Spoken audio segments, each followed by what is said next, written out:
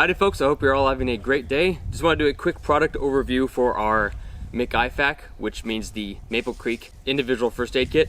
So we'll do a quick overview of the contents on the inside. So for here on the outside, we have a belt clip, which is removable via Chicago screw.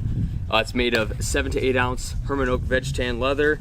It has elastic bands to retain the items on the inside. So it's a pretty compact size. It's about 4.5 inches long, about 3.5 inches wide, and it's about 2.5 inches thick.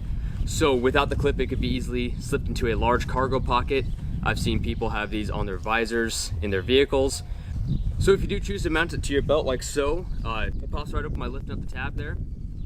And that way you can have quick access to your SWAT T tourniquet, and then to your Celex Rapid ribbon. And then lastly, you have your little boo-boo kit here. In the little miniature first aid kit, you will have 4 full-size band-aids, bacitracin zinc ointment pouch, 2 alcohol prep pads, 2 povidone iodine prep pads, and then 1 3M steri strip. And all this stays in a watertight plastic baggie. So obviously this can be configured in many different ways. We are going to be working on a more of a trauma-based law enforcement style here in the near future. And we also have as an option a dangler for an actual windlass tourniquet, so you can have it kind of on the bottom there. So the link to this product will be in the description and the comments of this video. So if you folks are interested in taking a look and maybe purchasing one for yourself, the link will be down there. So thank you guys so much for taking the time to check out this video. Until next time, be strong, work diligently, and glory to God in the highest.